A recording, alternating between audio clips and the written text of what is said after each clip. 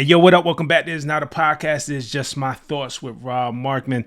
Now, every episode that I do here, every video that I do here, for the most part, is about someone else's art, someone else's music.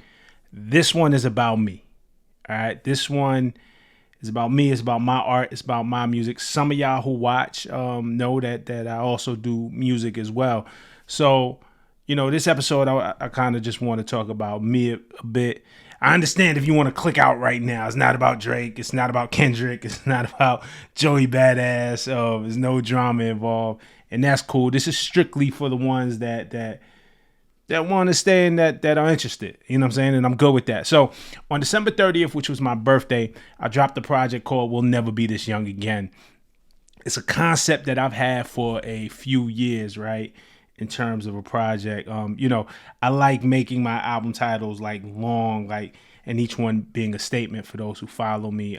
Right to Dream is my mantra. My second album was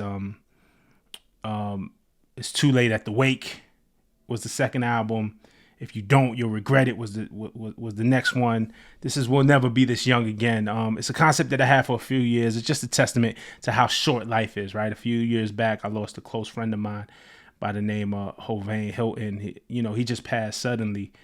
Literally 1 minute we were texting with him in a group chat, and the next minute he was gone. It took us a while to notice, he ain't responding in a while. And then I got the call that, he had passed, and that was tough. And the thought of birthdays, so I released this on December 30th. The thought of birthdays or just time passing means that every day we're getting older, right? It's a universal truth, whether you're 8 or if you're 80 years old, every day we all get older. Today, right here at this moment in time, we'll never be this young again. Every second, you just get a little older. Next moment, you're a little older. So, this is a reminder in this project, and that's not to be a downer or anything like that, but to me, it's a reminder to do all of the things that you want to do in life. Go chase the thing that you've always been dreaming of. As long as you're not hurting nobody, go out there and do it. Go out there and live life. Go out there and find love, find passion. So the record is 7 tracks.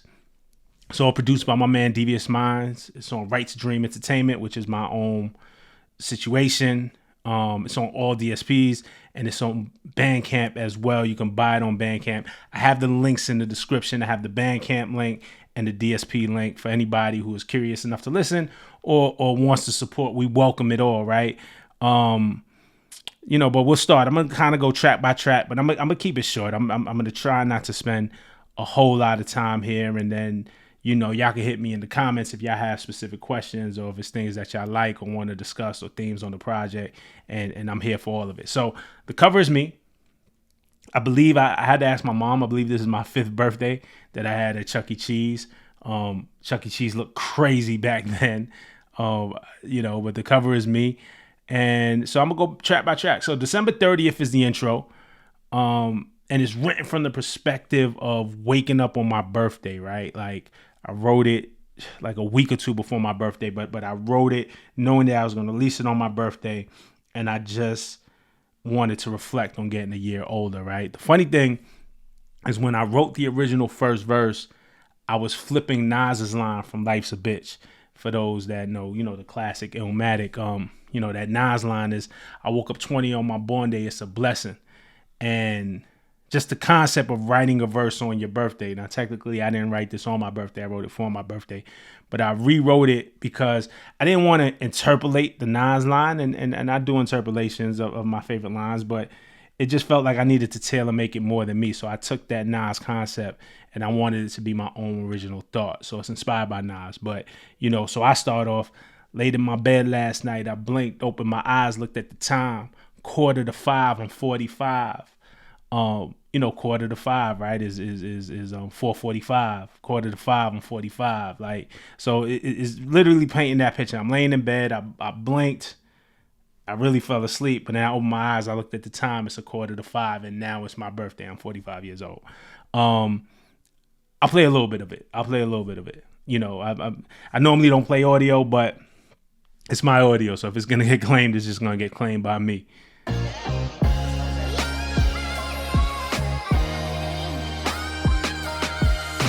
laid in bed last night, blink, open my eyes, look at the time. 4:45, I'm 45, December 30th, 79, shorty arrived. Got friends that never survived, Lord of the Flies, and I realized how precious is life. My boy died, I tried texting him twice. He ain't never respond. So the things I never said, I'ma say in the song. Tell Devious I'm sorry if I waited too long. I won 3 stacks, scratching lottery cards. Shit, I'm washed, I spent it all at the Pottery Barn. I understand that is not what we on.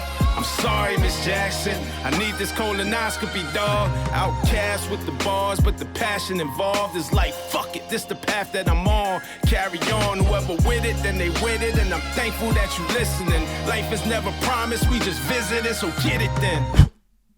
All right, so that's December 30th, that's the intro. The record just talks about getting older. I also addressed Andre 3000 a bit in the first verse. And, you know, when he dropped his new Blue Sun album, the Flute album, he explained why he doesn't think he'd ever do another rap album, right? Like he was talking about, you know, he was talking about himself being 48 and, you know, the things in his life. Like, he's like, what are you talking about? He's like, yo, I gotta go get a colonoscopy. You know, my eyesight is going bad. Like, what do you rap about? And, you know, he said, yo, you can find cool ways to say it, but he just didn't feel comfortable rapping about those things. So I'm an Outkast fan. And I learned from them, you can always go on your own path. Like, if there's anything Outkast taught me, it's like, yo, you could be yourself. You could do what you do, and you can make the uncool cool just by telling your truth. So, you know, in that first verse, I flipped it. I do the part where I say, I won 3 stacks, scratching lottery cards. Shit, I'm washed. I spent it all at the Pottery Barn. I understand that is not what we on. I'm sorry, Miss Jackson. I need this colonoscopy, dog. Outcast with the bars, but the passion involved is like, fuck it. This is the path that I'm on. Carry on. And so, you know, it wasn't to diss him, but, you know, just the wordplay there. I won 3 stacks, scratching lottery cards. You know, when you get to my age, I'm washed. I spent it all in the Pottery Barn. I spent $3,000 in the Pottery Barn after winning the scratchy. I understand that's not what we on as a culture. I'm sorry, Miss Jackson, but I need this colonoscopy, dog. It's just me owning my age, right? So that's the intro. Second track is We'll Never Be This Young Again, which is the title track, which basically sums up the theme of the album for me. You know, if you 80 or if you 80, you know what I'm saying? I'll play just a little bit of that, you know what I'm saying? Good morning, thank God for another day. I'm still mourning, torn up about my brother's weight. Got my father's ambition and my mother's face. Got that guard speed, but you could never run from fate. I was watching the news, I had to turn away. All this murder and death, I think the world's ablaze. I don't know about heaven or these worldly ways. All I know is about time and how it fades away. Who said good folks is not supposed to die? I need to know, cause clearly someone told a lie. I got a right to dream and all we do is hope and try. So my only advice is to live your life. I just wanna run again, mess around, have fun again. Party to the summer and we'll never be this young again. Back in the day when I was young, I'm not this young again. But today I know we'll never be this young again. Boom. So that's We'll Never Be This Young Again. That one's pretty self-explanatory. Track 3 is Where Do I Go? It features Naya Shea, who's an amazing singer. I had the beat and the verses. Again, this is all produced by Devious Minds. I had the beat and the verses done already, written out, and I called my man Franklin Rossman, aka the Incomparable Shakespeare, it's my brother, and Naya to help me write and record the hook. So they came to the studio and wrote the hook and recorded the hook, which she sings. Again, the verses were already done. The whole track to me is about being lost. It's about being directionless in life, not knowing where your next move should be. The song's called Where Do I Go? So I wrote this right after my man Hovain passed. But it's really for anyone who has ever, like, you know, been in that fog when you start to sit there and wonder what the point of all of this is, right? And I think the answer or what I kind of came up with is love, right? The point of all of this is to love. Just love people, love life, find your passion and the things that you love to do and move towards love and things will work out, or at least it should work out. So, you know, we'll just play a little bit of this. I've been contemplating life more. It's so heavy, I'm just really trying to write more. what I gotta lie for. I was wrong, I thought the money was to die for. Shit fly to the ego and the pride for. And now the things that I swore I had time for, there's no more time for. Just love, the kind of love that Jodeci you cry for. Hope died a week after his 40th. Thought we had time, matter of fact, I was sure of it. I'm still mourning, try to talk through it. Just wanna talk to him. Can't believe I'm recording this. Money, power, respect, don't give a fuck what the order is. The tree of life don't give a fuck about no order miss. Or no Jesus peace, Jesus can't afford this shit. The key to life, it must be more than it. Got this feeling that I feel that I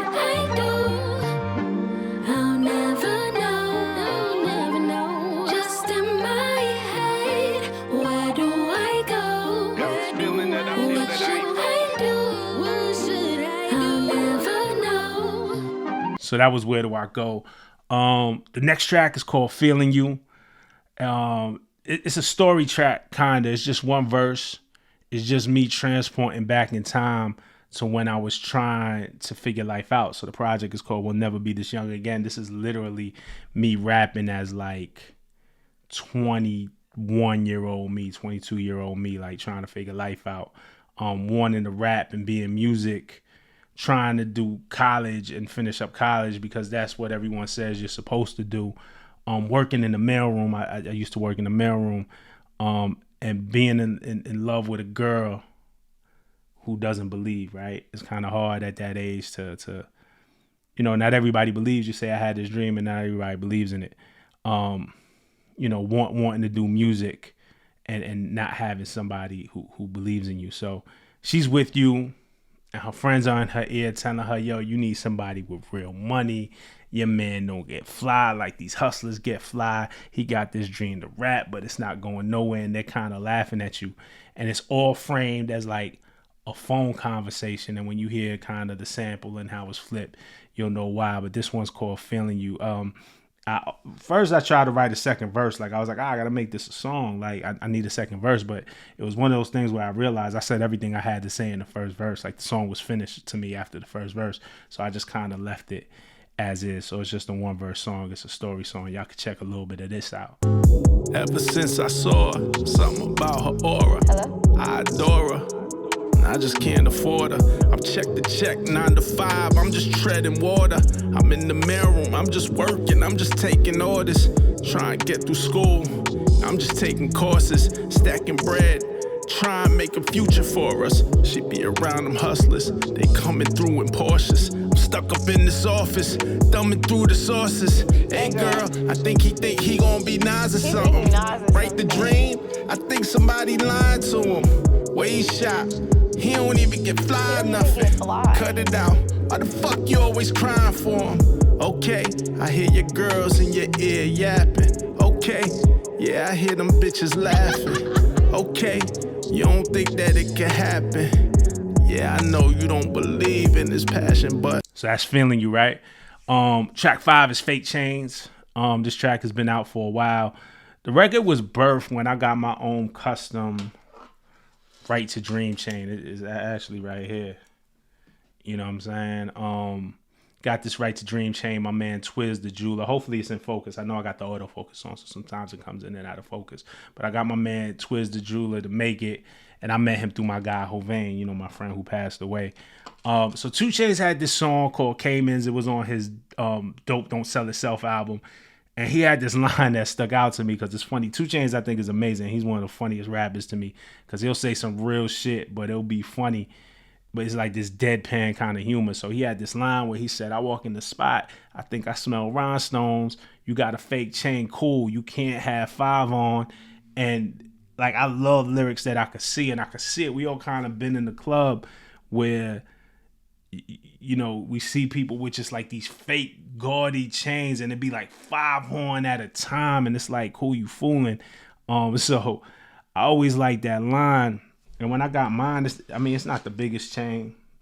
I love it though, the craftsmanship, the detail. It says Right to Dream in here. These are black diamonds that outline, this is my Right to Dream logo. These are black diamonds that outline it. The clear diamonds, but white diamonds inside. They're not white, but clear. And Right to Dream, this logo for me represents, people who know me know I'm in the comic books. So if you read comic books, this is the thought bubble, right? So write the dream, and it's spelled WRITE because I started out as a writer and I write my lyrics. So it's write the dream. I literally got to write it down, and that's when the dream starts to manifest. But it's in the shape of a thought bubble. And if you read comics, there's a thought bubble and a speech bubble. The thought bubble represents what you're thinking to yourself, but you're not saying out loud. So to me, this represents the dream parts, right? The things, I kind of have to make it make sense in my own head before I could verbalize it out loud to y'all. So this is very intentional. I designed the logo myself with my brother Damian Scott. Twiz made the chain. So that's what it is. And it's not the biggest chain.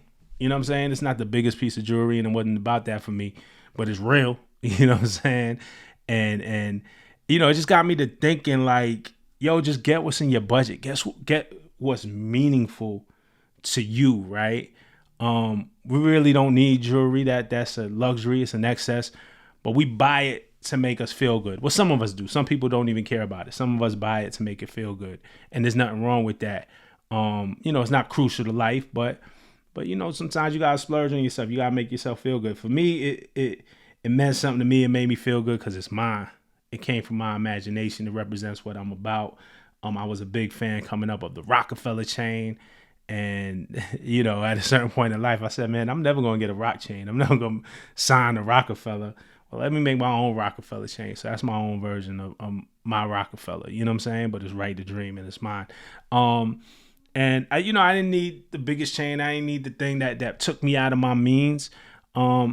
I just wanted the real thing, something that fits me. So I'd rather have a smaller real chain that I can afford than a really big fake chain for everyone to see, because it's really for me at the end of the day. So the hook is, I'd rather have no chains than fake chains. That's the hook.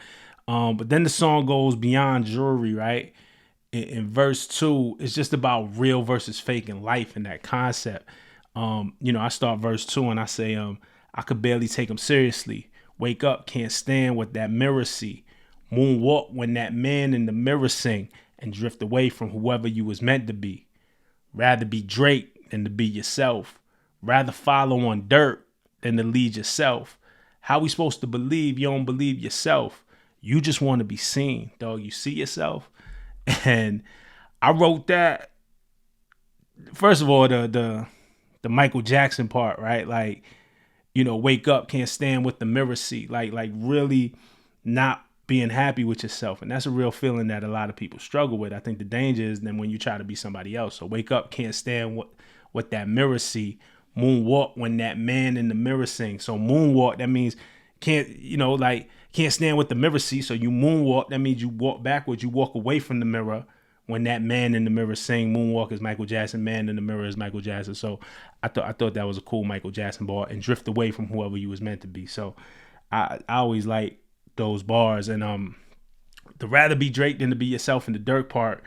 I don't know if y'all remember when there was a fake Drake lookalike who was popping, and there was a fake Dirk lookalike who was popping, and they ended up doing a song together. I think the song was called Attack of the Clones. And so it was a Drake lookalike and a Dirk lookalike, and then they linked up. After Drake and Dirk had their Laugh Now, Cry Later, the fake Drake and the fake Dirk linked up to do a song.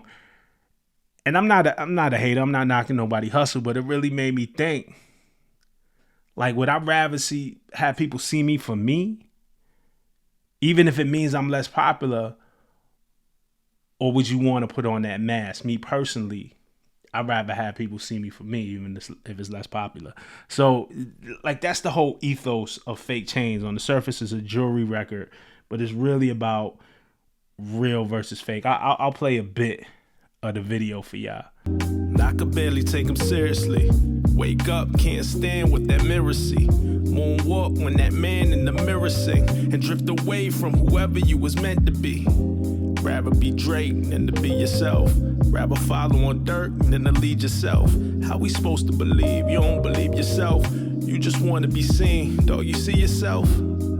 How the blind supposed to lead the blind? And when I'm gone, I always wonder what I leave behind. Maybe some jewels, a couple keys to find, a song or two that can help you with your peace of mind. I know rappers who trap behind the image, do it for the gram, but that's not how they living. Got a couple writers, though, that's not how they spit it. We needed something real, but that's not what it's given. I'd rather have no chains than fake chains, and be the no names, try and make names. Started getting money, then the hate came. It's a war going on, boy, they take chains. All right, the next song is Four Corner Room. This song personal as fuck. You know, it's a Ghetto Boys. It's a Scarface reference. Scarface is one of my favorite MCs. But on my mind playing tricks on me, it starts out with Scarface say, I sit alone in my four corner room staring at candles. You know what I'm saying? A lot of people ended up kind of taking that and running with it. Sit alone in my four corner room staring at candles. So Four Corner Room is a reference to that. And I just talk about being depressed. And being depressed at a time when I was actually getting the most money that I've ever gotten. But the money didn't solve the issues that I was having. You know what I'm saying? Then I tell the story in verse 1. It's a true story of a loved one, someone very close to me, like very close to me, who was hustling. You know what I'm saying? And I kind of don't say names or put it out there because like it is street business, but somebody very close to me who was hustling and taking back and forth trips on the I-95 to Miami for a re-up. And, you know, we were talking and I had asked him his goals, like how much would it take for you to quit and get out the game? And he said he had a certain goal and he was X amount of dollars away. He gave me the number. It was several $1,000s. You know what I'm saying? But he was several $1,000s away. And that was his goal. And once he hit his goal, he was out. So I offered him the money. I love this person to death dearly. I offered them the money. I said, well, I'll give you the cash right now if you cancel this trip. This re-up trip. Don't even go re-up. Let's go to the bank. I'll give you the money that you need right now to reach your goal. And bro, just walk away. And it's not a loan. You don't need to pay me back. Like, it just is what it is. Ultimately, he decided that he had to continue on the path that he set. You know what I'm saying? He said he had to see it through for whatever reason. Like, he had to see this through. This was a goal he set for himself, and he had to see this through, and he couldn't accept the money or the help. But, you know, it just proved that whatever was going on for him, the money wasn't the fix. You know what I'm saying? Like, it wasn't all the way about the money. It was about something else, and I can't necessarily speak for him. And so remember, I said at the time, too, I was depressed, and I was getting the most money that I was ever getting in my life, but the money didn't necessarily solve my problem.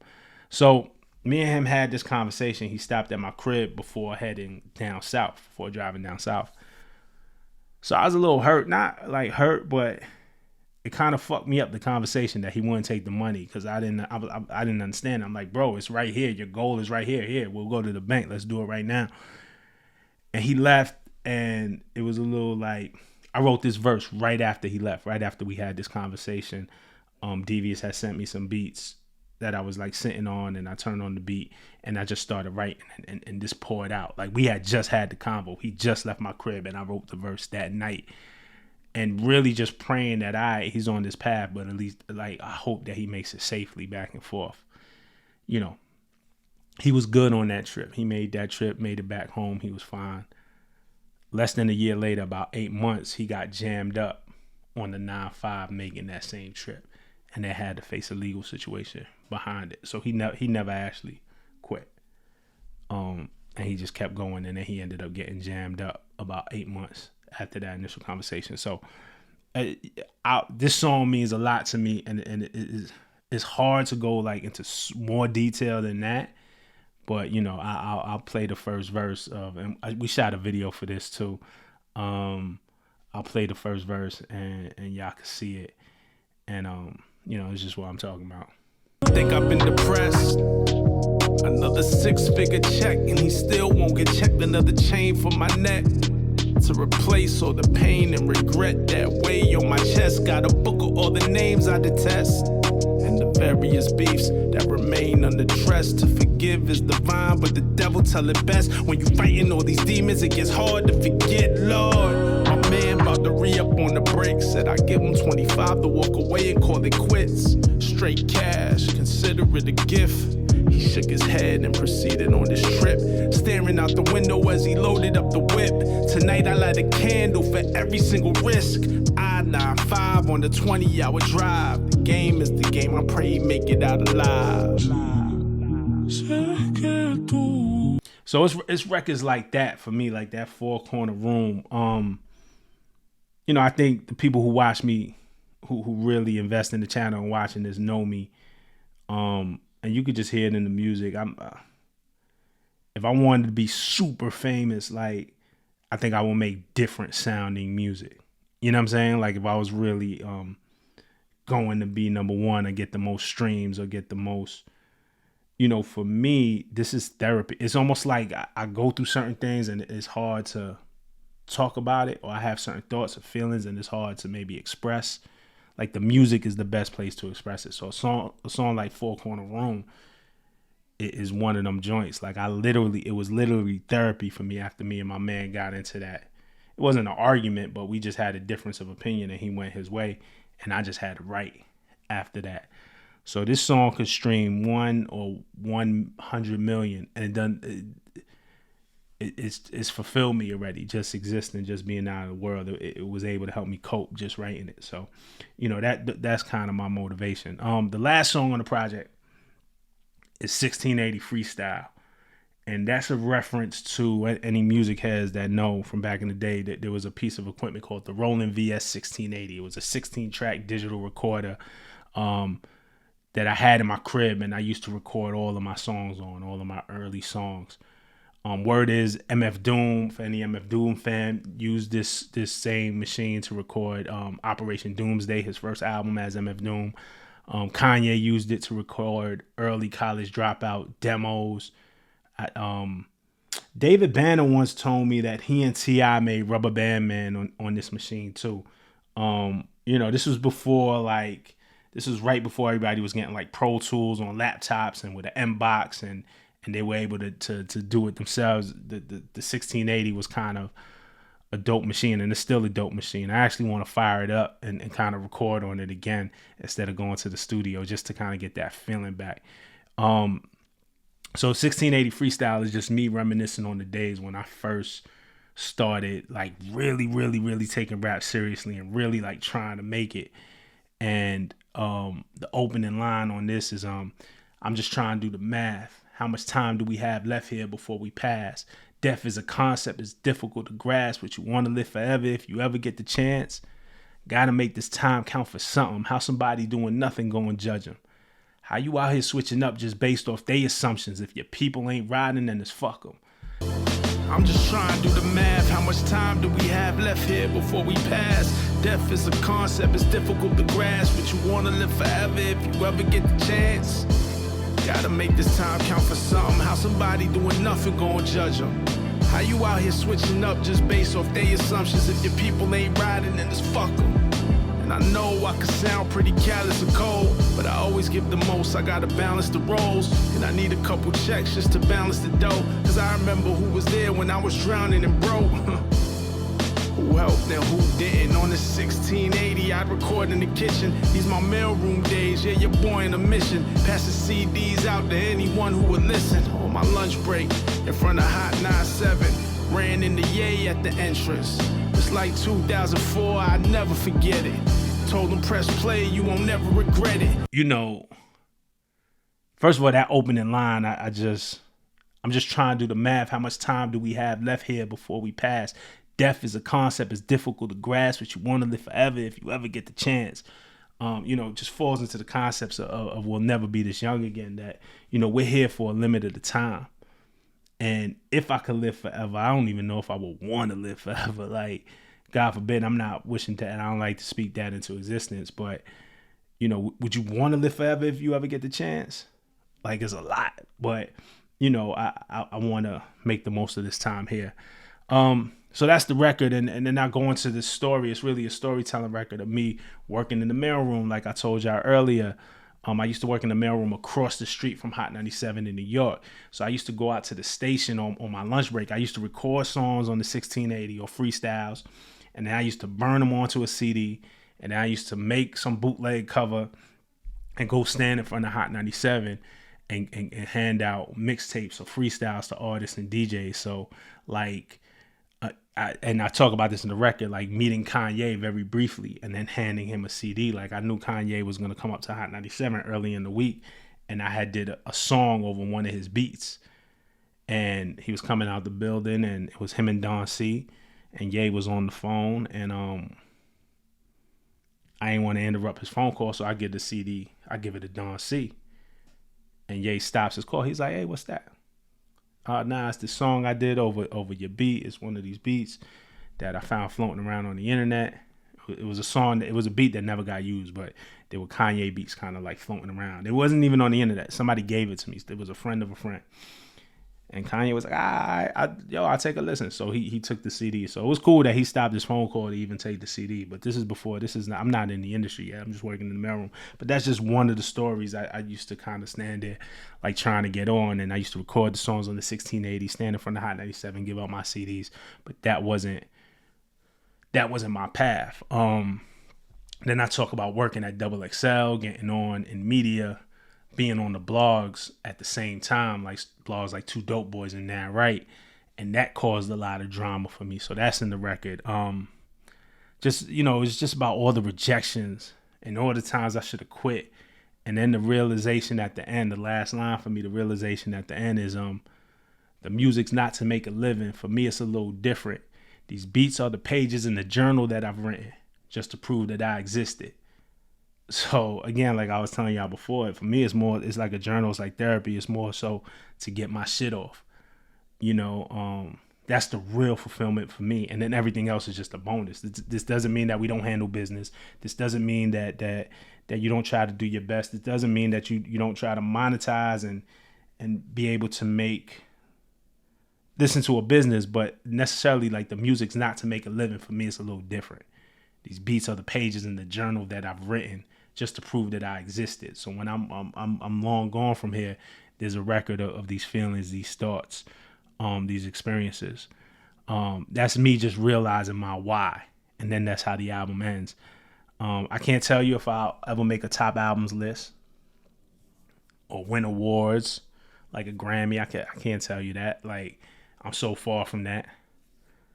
I don't know that I'll ever get gold or platinum records of my own. I mean, who knows? I never say never, but I'm far from that. I'm pretty far from that right now. I don't even really think about that stuff when I'm creating. I just use my music to tell my story, and then I hope it connects with people. And then maybe it can inspire somebody to do something that they wanted to always do. I might not get the Grammy, but it might be a generation after me and somebody's up on that stage and wins a Grammy and says, "Hey, man, I used to listen to Rob Markman's music." There's power in that, you know what I'm saying? And so I just think about who to inspire. So, while also fulfilling myself. But that's it. I'm going to end it here. I didn't even want it to be this long. But fuck it, man. I spend a lot of time talking about other people's shit. I'm going to talk about my shit. I just wanted to share for any of those who are interested, just kind of share what I've been working on, share what I am. So thank you for everybody who took the time to watch. And again, if you want to listen, there's links in the description to Bandcamp and the DSPs. And obviously, y'all who are regulars to here know that I respond to as many comments as I can. So leave something in the comments and I hit you back, all right? Till the next time. Peace.